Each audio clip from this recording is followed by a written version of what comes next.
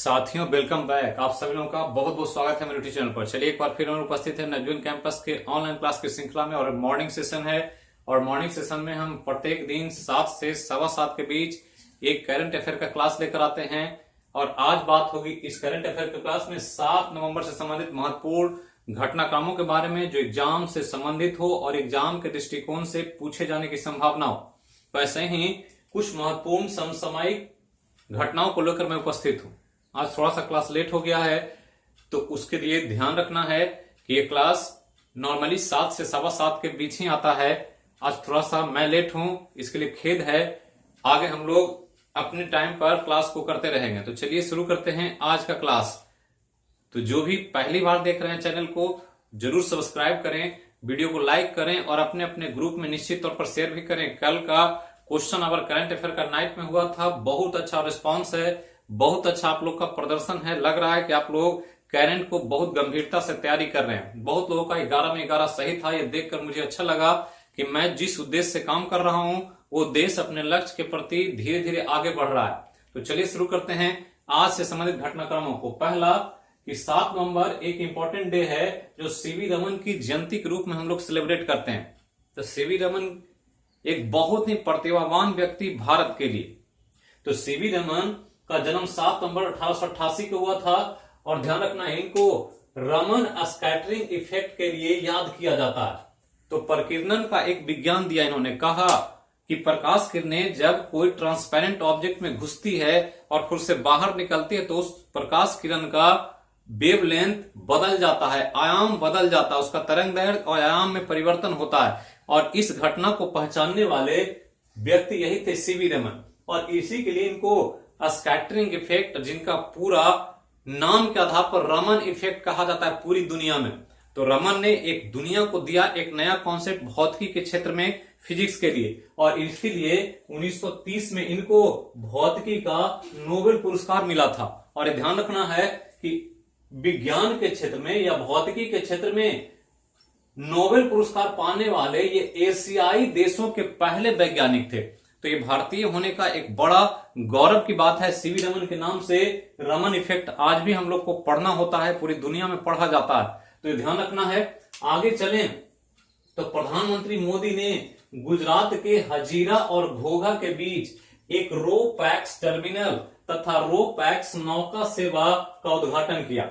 तो 2017 में पहली बार रो पैक्स सेवा शुरू किया गया था गुजरात के क्षेत्र में। और उसी की कड़ी में एक नया कड़ी जुड़ा है, हजीरा और घोघा, दोनों गुजरात में है।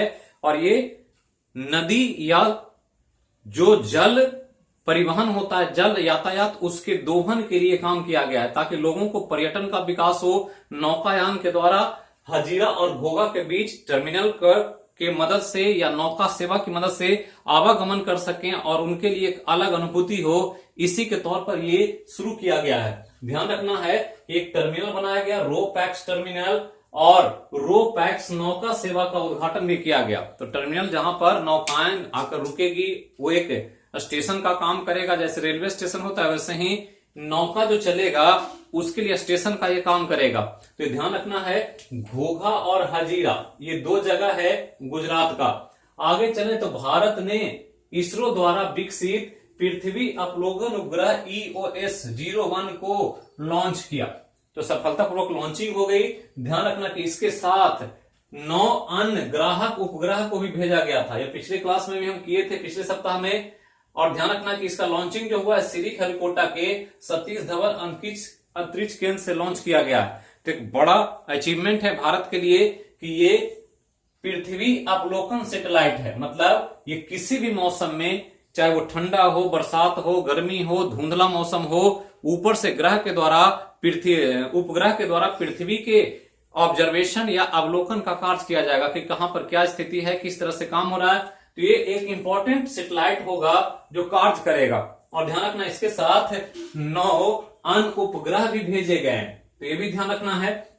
आगे चलें तो भारत और इटली के बीच समझौता हुआ, ये ध्यान रखना है।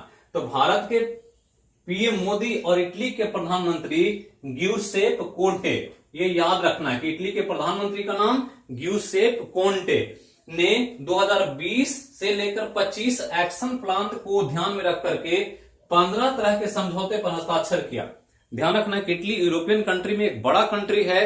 इटली काफी चर्चा में रहता है और भारत के लिए इटली एक बड़ा व्यापारिक साझेदार है। यूरोपियन कंट्री में 5वां ऐसा देश है जिसके साथ भारत का एक बड़ा व्यापारिक साझा है।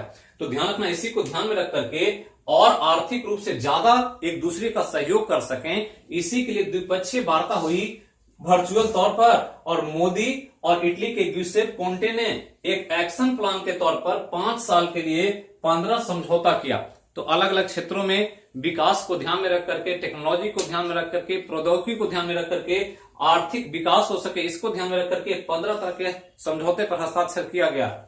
आगे चले तो कल ही हमने पूछा था कि भारत के नए मुख्य सूचना आयुक्त कौन होंगे, तो पूछा गया था, तो आंसर ये था हर्षवर्धन कुमार सिन्हा।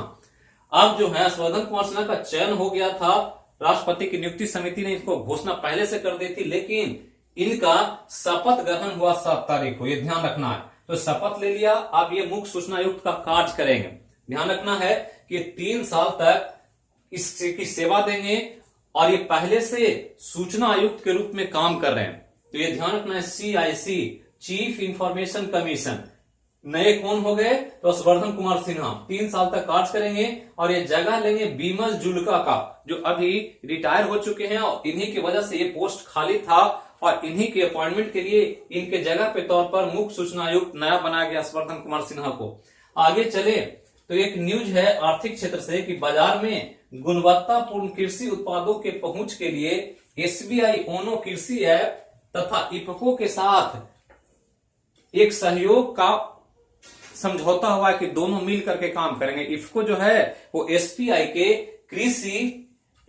के योनो कृषि ऐप के साथ काम करेगा, और दोनों मिल करके काम इसलिए करेंगे कि कृषि उत्पादों को बाजार तक पहुंचाया जाए, क्वालिटी प्रोडक्ट हो और किसानों को सुविधा मिले कि किसान के ऑनलाइन ऑर्डर के द्वारा बीज, उर्वरक, कीटनाशक, कृषि उपकरण, यंत्र, ये सब कृषि में जितने भी प्रोडक्ट यूज होते हैं वो सब को किसानों को आसानी से उपलब्ध कराया जा सकेगा। ध्यान रखना कि इफको नॉर्मली एक सहकारी समिति है जो कई तरह के कई राज्यों में काम करती है, और ध्यान रखना है कि इसका मुख्य काम उर्वरक का निर्माण करना और उसका मार्केटिंग करना। तो भारत में जो खाद उर्वरक बिकता है वो इफको के द्वारा संचालित होता है, उसका प्रोडक्शन, उसका मार्केटिंग सब इफको करता है। लेकिन अब ये SBI के साथ मिल करके कृषि उत्पादों को बाजार तक पहुंचाएगा, और ध्यान रखना कि इफको का मुख्यालय नई दिल्ली में है।